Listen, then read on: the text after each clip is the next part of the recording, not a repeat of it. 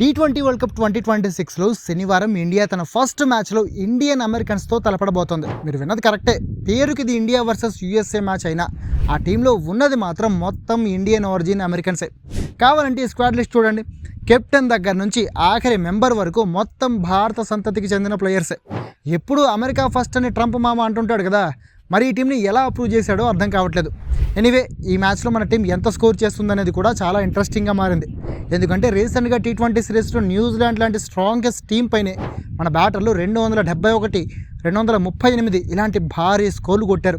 ఇక యూఎస్ఏ లాంటి చిన్న టీంపై ఇంకెంత స్కోర్ కొడతారో అని చాలా క్యూరియస్గా ఉంది. నేనైతే కనీసం 300 కొట్టాలని అనుకుంటున్నా, లేకపోతే మాట వచ్చేస్తుంది. మరి అయినా ఇప్పుడున్న బ్యాటర్లను చూస్తుంటే 300 ఈజీగా కొట్టేసేలా ఉన్నారు.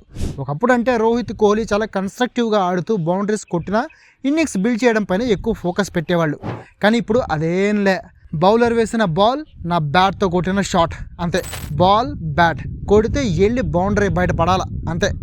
ఓపెనర్లు అభిషేక్ శర్మ, ఇషాన్ కిషన్ నుంచి దాదాపు అందరూ ఉంటే ఉన్నాం, పోతే పోయాం. కానీ పోయేలోపు ఓ 4 బౌలర్లనైనా కోత కోసిపోవాలా అనే మైండ్ సెట్లోనే బ్యాటింగ్ చేస్తున్నారు.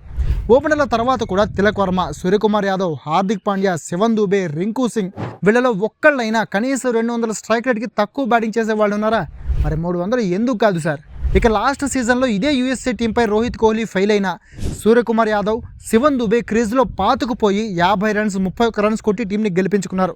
మరి ఈసారి కూడా సూర్య, శివన్ దుబే అలాంటి ఇన్నింగ్స్ ఆడతారా అనేది చూడాలి. అయితే సూర్య దాకా మ్యాచ్ వస్తుందా అనేది కూడా డౌటే.